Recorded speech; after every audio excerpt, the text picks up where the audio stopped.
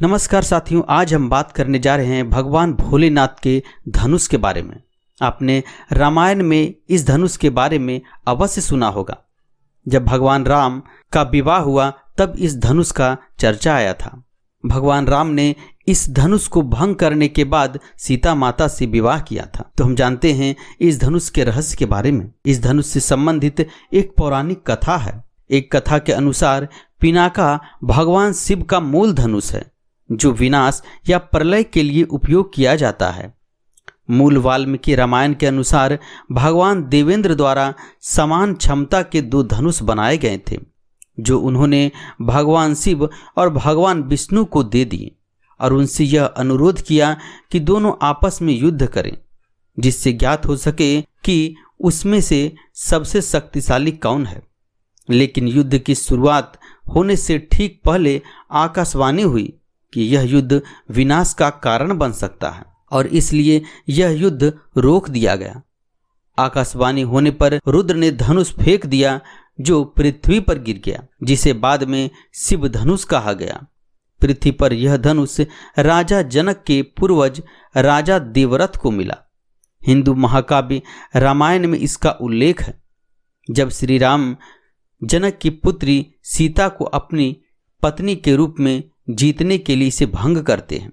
दूसरी कथा के अनुसार कहा जाता है कि यह धनुष भगवान विश्वकर्मा ने बनाया था। भगवान विश्वकर्मा ने दो दैवीय धनुष तैयार किया, जिसमें एक का नाम सारंग तथा दूसरे का नाम पिनाक था। उन्होंने सारंग भगवान विष्णु को तथा पिनाक भगवान शिव को दिया। मिथिला की राजा जनक की बेटी सीता थी। अपने बचपन में सीता ने अपनी बहनों के साथ खेलते समय अनजाने में उस मेज को उठा लिया जिस पर शिव धनुष रखा था, जिसे राज्य में और कोई नहीं उठा सका था। इस घटना को देखकर जनक ने सोचा कि सीता का विवाह उसी से किया जाएगा जो यह धनुष उठा ले। बाद में जनक ने घोषणा की कि जो भी सीता से विवाह करना चाहता है उसे इस दिव्य धनुष को उठाना पड़ेगा और इसकी प्रत्यंचा चढ़ानी होगी। अयोध्या के राजकुमार राम ने यह धनुष प्रत्यंचित किया और सीता से विवाह किया। विवाह के बाद जब उनके पिता दशरथ राम के साथ अयोध्या लौट रहे थे तो परशुराम ने उनके मार्ग को रोका और गुरु शिव के धनुष तोड़ने के लिए राम को चुनौती दी। राम ने धनुष को भंग कर दिया। इस पर दशरथ ने ऋषि परशुराम से क्षमा मांगी। तब भगवान परशुराम भी क्रोधित हो उठे और उन्होंने विष्णु के धनुष सारंग को लिया और राम से धनुष को बांधने के लिए और उसके साथ एक द्वंद्व युद्ध करने को कहा।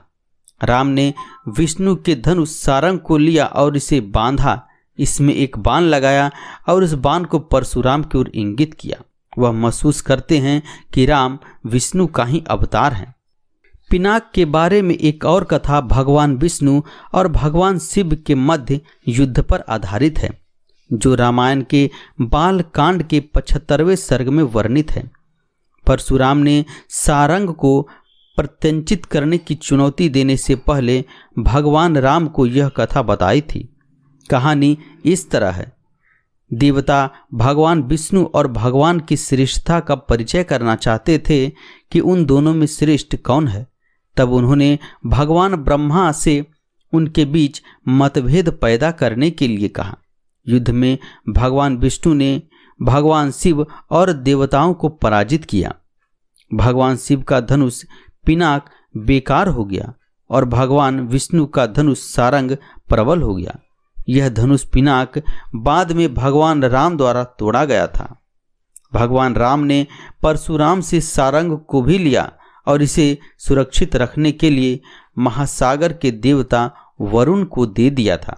तो साथियों, आज हमने आपसे भगवान शिव के धनुष के बारे में चर्चा की। अगर यह जानकारी आपको अच्छी लगी तो हमारे चैनल को सब्सक्राइब कर दें। साथ ही आपके जो भी सुझाव हो हमें कमेंट बॉक्स पर अवश्य लिखें। जय भोलेनाथ।